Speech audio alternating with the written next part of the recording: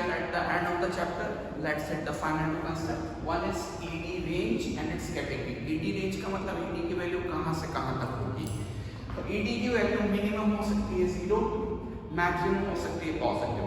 एक बात मैं आपको मैक्सिमम हो सकती है इन्फिनिट. रिमेंबर मैंने आपको पहले भी बोला था ED की वैल्यू नेगेटिव नहीं होगी. अगर नेगेटिव दे भी रखा है तो हमें उसको पॉजिटिव लेके चलना है. प्लस मैंने आपको बताया था कि माइनस से माइनस साइन बैलेंस हो जाएगा और वो minus sign law of demand की एप्लीकेबिलिटी को शो करता है. तो ED की वैल्यू होगी 0 टू इन्फिनिट. इसको हम 5 डिफरेंट कैटेगरीज में डिवाइड कर सकते हैं. पहली है परफेक्टली इलास्टिक डिमांड यानी ED इक्वल इन्फिनिट. ये होती है, इसका ग्राफ अगर हम प्लॉट करते हैं तो ग्राफ ऐसा बन के आता है ED इक्वल इन्फिनिट का ग्राफ. और ये BCM मार्केट में आपको देखने को मिल सकती है. दूसरा होता है इलास्टिक डिमांड. ED की वैल्यू अगर 1 से बड़ी आ रही है, ED की वैल्यू 1 से बड़ी आ रही है तो वो इलास्टिक डिमांड मानी जाती है. अभी हमने कुछ एग्जांपल्स किए थे, उसमें एक जगह ED की वैल्यू 4 आ रही थी तो वो इलास्टिक डिमांड है. इलास्टिक डिमांड का मतलब है कि जितना प्राइस में ज़्यादा चेंज आएगा उतना आपकी क्वांटिटी में भी चेंज आएगा. और इनइलास्टिक का मतलब होता है प्राइस में जितना ज़्यादा चेंज आ रहा है क्वांटिटी में उतना चेंज नहीं आ रहा है. ओके. तीसरा होता है unitary elastic demand ED equal 1. इसका ग्राफ अपने नॉर्मली डाउनवर्ड स्लोपिंग डिमांड पर बनता है, लेकिन मैंने आपको बताया था रेक्टेंगुलर हाइपरबोला का केस इसको बोला जाता है. तो ED इक्वल 1 होता है. इसमें ध्यान रखिएगा P और Q में चेंजेस होने के बावजूद भी EXP यानी एक्सपेंडिचर कांस्टेंट बना रहता है. जबकि इधर अपन ने बोला था प्राइसेस कांस्टेंट रहेगी और क्वांटिटी इन्फिनिट तक डिमांड की जा सकती है और इस तरीके का कर्व बनता है. नेक्स्ट होता है इनइलास्टिक डिमांड. इनइलास्टिक डिमांड में वैल्यू होती है ED इज स्मॉलर देन 1 यानी कि प्राइसेस में चेंज होगा लेकिन क्वांटिटी में इतना मेजर चेंज नहीं हो पाएगा या उतना क्वांटिटी रिस्पॉन्ड नहीं कर पाएगी. And finally perfectly inelastic demand, जैसे हमने डिस्कस किया था मेडिसिन की या एक्सट्रीम सिचुएशन में, जैसे हमने वो टैक्सी वाला एग्जांपल दिया था जब पोस्टपोन करना पॉसिबल नहीं हो. हमने एग्जांपल दिया था कल एग्जाम है और हम एग्जाम को लेने जाएं तो जितनी महंगी मिलेगी हम खरीद के आएंगे. यानी प्राइसेस कितनी भी अप डाउन हो जाए क्वांटिटी रिमेन कांस्टेंट और इसका कर्व जो बनता है वो बेटा बनता है इस तरीके से ED इक्वल इन्फिनिट का कर्व, ये ED इक्वल 0 का कर्व ये बनता है parallel to y axis. Okay.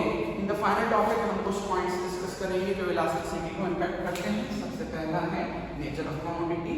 तो कमोडिटीज के नेचर का उनकी इलास्टिसिटी में फर्क पड़ता है. जैसे नेसेसिटीज जो होती है जैसे सॉल्ट, शुगर, वेजिटेबल, फ्रूट्स, इनकी डिमांड इनइलास्टिक मानी जाती है यानी प्राइसेस का इतना मेजर असर नहीं होगा. जबकि लग्जरीज की डिमांड को इलास्टिक माना जाता है. लग्जरीज महंगी चीज़ें जो होती हैं, महंगी कार्स हैं, महंगी घड़ी, वॉचेस हैं, फ़ोन हैं, तो इनकी प्राइसेस अगर डाउन होती है तो इनकी डिमांड में आपको अच्छा खासा चेंज देखने को मिल सकता है. जॉइंटली डिमांडेड गुड्स जो होते हैं, कॉम्प्लीमेंट्री गुड्स जो होते हैं, उनकी इलास्टिसिटी मॉडरेट मानी जाती है, ना बहुत ज़्यादा ना बहुत कम. Next is availability of substitute.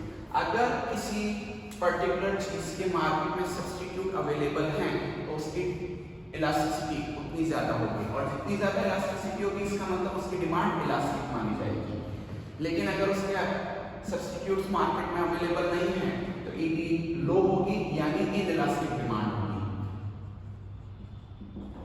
Next आ रहा है मल्टीपल यूज. मल्टीपल यूज में जैसे एग्जांपल हम ले सकते हैं मिल्क का, हम एग्जांपल ले सकते हैं वाटर का, हम एग्जांपल ले सकते हैं इलेक्ट्रिसिटी का. तो अगर किसी चीज के मल्टीपल यूज पॉसिबल है तो उसकी ED उतनी ही हाई मानी जाएगी. हाई होने का मतलब उतनी ही ज्यादा इलास्टिक होगी. इनवर्स वे में अगर कम यूज है, लिमिटेड यूज है तो उस चीज की इलास्टिसिटी उतनी ही लो होगी या उतनी ही इनइलास्टिक होगी. नेक्स्ट थिंग, अगर किसी चीज का आप यूज पोस्टपोन कर सकते हो, पोस्टपोन करना पॉसिबल है तो उसकी डिमांड या उसकी इलास्टिसिटी हाई होती है. हाई होने का मतलब है इलास्टिक, उसकी इलास्टिसिटी होती है. और अगर उसका यूज करना पोस्टपोन करना पॉसिबल नहीं है तो उसकी डिमांड इनइलास्टिक होती है. इसका अच्छा एग्जांपल हम ले सकते हैं मेडिसिन से. अगर मेडिसिन को हम ज़्यादातर होता है केस कि हम बेटा मेडिसिन कितनी भी महंगी हो लेकिन कभी भी मेडिसिन का पोस्टपोन नहीं करते कि नहीं डॉक्टर ने एक महीने कल से बोल रहे तो हम एक महीने बाद से लेंगे क्योंकि प्राइसेस गिर जाएगी। नो, ऐसा पॉसिबल नहीं होता। इसलिए मेडिसिन हो गया, एग्जाम से एक दिन पहले बुक्स हो गया, या एक्सट्रीम सिचुएशन में जैसे टैक्सी वगैरह है, तो वो एग्जाम्पल्स इनइलास्टिक डिमांड को शो करते हैं। नेक्स्ट इज पर्सन की इनकम जितनी हाई होती है उसके लिए उतनी ही ईडी की वैल्यू लो होती जाती है, और इनवर्स में लो इनकम पे ईडी की वैल्यू हाई हो जाती है। ऐसा इसलिए होता है कि जैसे जैसे आपकी इनकम हाई होती जाएगी तो आपके पास मनी रिसोर्सेज ज़्यादा आ पाएंगे, और इस वजह से आप प्राइस चेंजेस को इतना बॉदर नहीं करोगे। आपका इनकम लेवल अलाउ करता है कि आप प्राइस चेंजेस को कोप अप कर सको। इसी वजह से जितनी हाई आपकी इनकम उतनी आपके लिए ईडी की वैल्यू इनइलास्टिक हो जाती है या लो हो जाती है।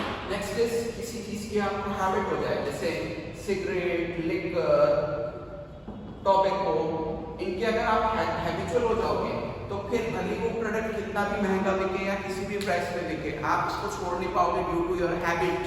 आपका बॉडी उसको डिमांड करेगा, ड्रग वगैरह है उसके लिए डिमांड करने लगेगा। तो ऐसे केस में जब किसी चीज़ के लिए हम हैबिचुअल हो जाते हैं तो उसकी डिमांड हमारे लिए बनती है इनइलास्टिक। फिर हम प्राइसेस को नहीं देखते हैं, हमें अपने उस हैबिट को पूरा करना पड़ता है, इसलिए इनइलास्टिक होता है। नेक्स्ट इज किसी चीज़ पे आप कितना अपना इनकम का प्रोपोर्शन या पोर्शन स्पेंड करते हो। जितनी इनकम का पोर्शन या पार्ट कम स्पेंड करोगे उसकी ईडी उतनी ही लो या उतनी ही इनइलास्टिक मानी जाएगी, और अगर उसके ऊपर इनकम का प्रोपोर्शन हाई होता है तो उतनी ही उसकी डिमांड हाई या ईडी ज़्यादा मानी जाएगी और इलास्टिक मानी जाएगी। Next is high price level पे इलास्टिसिटी की वैल्यू भी हाई होती है और लो प्राइस लेवल पे इलास्टिसिटी की वैल्यू लो होती है।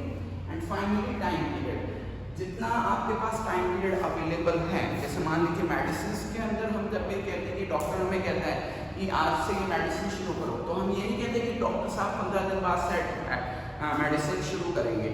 या जैसे मान लीजिए डॉक्टर कई बार हमें कह रहा है कि सर्जरी की ज़रूरत है आपको, अगर डॉक्टर कह देता है कि बिना सर्जरी के भी 1-1.5 साल काम चल सकता है तो हम सर्जरी को टाल देते हैं। लेकिन जब डॉक्टर कह देता है नहीं, टाइम नहीं है, आपको सर्जरी अर्जेंट करानी पड़ेगी, तो भले वो कितनी भी महंगी सर्जरी हो हम उसको करवाने जाएंगे।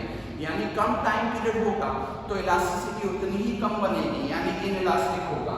जितना टाइम पीरियड कम होगा उतनी ईडी की वैल्यू लो होगी, यानी इनइलास्टिक बनेगा। और जितना आपके पास टाइम पीरियड ज़्यादा अवेलेबल होगा उतनी आपकी ईडी हाई होगी और इलास्टिक माना जाएगा। सो दिस चैप्टर बेटा completes the complete demand section. ये पूरा का पूरा लॉ ऑफ डिमांड से कनेक्टेड चैप्टर है। Now we will head for supply chapter, और कहीं ना कहीं सप्लाई आपके लिए बहुत इजी पड़ेगा क्योंकि you have completed the demand and demand elasticity. So meet you in the next lecture. Till that take best care of yours and put your queries as if they disturb you, I am ready to help you at all.